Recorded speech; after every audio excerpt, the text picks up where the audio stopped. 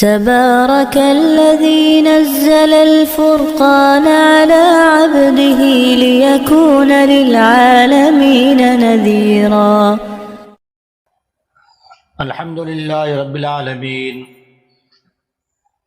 محترم سامعین، اس آیت کریمہ میں اللہ جل شانہ نے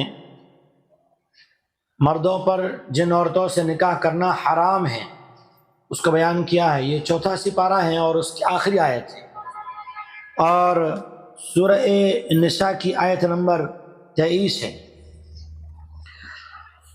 اعوذ باللہ من الشیطان الرجیم، بسم اللہ الرحمن الرحیم۔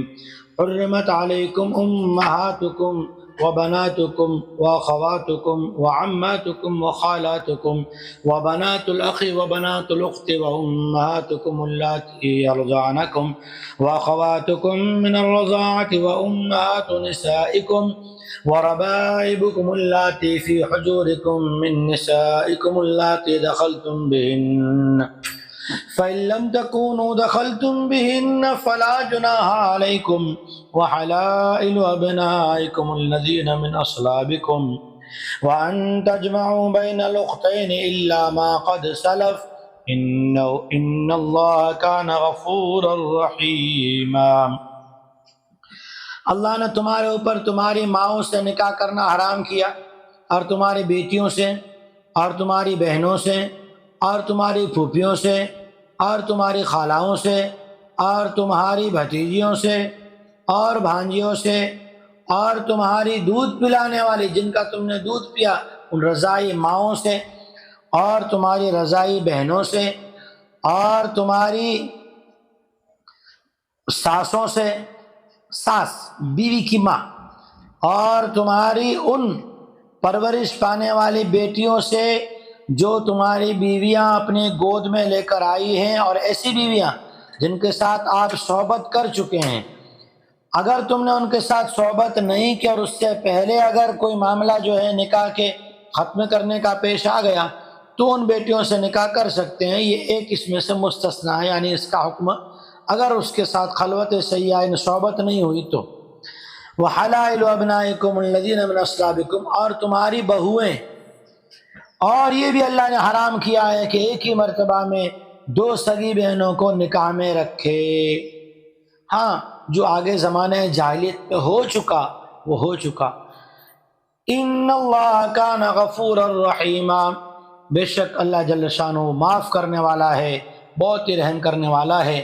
یہ وہ تمام چیزیں تھیں جو زمانہ جاہلیت میں لوگ یہ سب کر رہے تھے، اپنے باپ کی ماں کے ساتھ بھی ان کے انتقال کے بعد، اور بیٹوں کے انتقال کے بعد بہوؤں کے ساتھ بھی، اور گود میں لائی ہوئی بیٹیوں، یعنی عورتوں پر جو کچھ مظالم ہو رہے تھے ان ظلموں سے، اے میری محترمات سنیں، ان مظالم سے آپ کو اسلام ہی نے نکالا، پیارے آقا جناب رسول اللہ صلی اللہ علیہ وسلم نے نکالا۔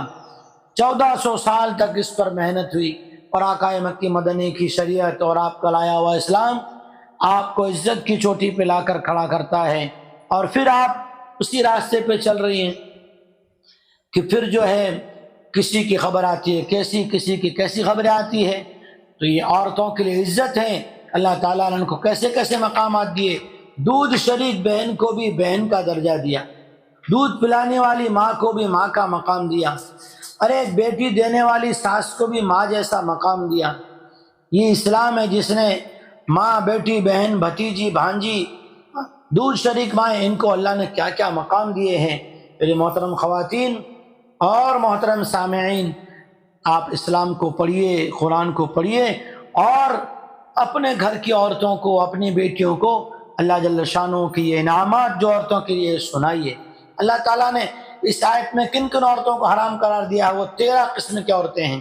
نمبر 1 مائیں، نمبر 2 بیٹیاں، نمبر 3 بہنیں، نمبر 4 پھوپھیاں، نمبر 5 خالائیں، نمبر 6 بھتیجیاں، نمبر 7 بھانجیاں، نمبر 8 رضاعی مائیں، نمبر 9 رضاعی بہنیں، نمبر 10 ساس، نمبر 11 وہ بیٹیاں جن کی ماؤں کے ساتھ نکاح کر کے آپ نے صحبت کر لی ہیں، نمبر 12 بہویں بیٹوں کی بیویاں، نمبر 13 دو بہنوں کو ایک ساتھ نکاح میں رکھنا۔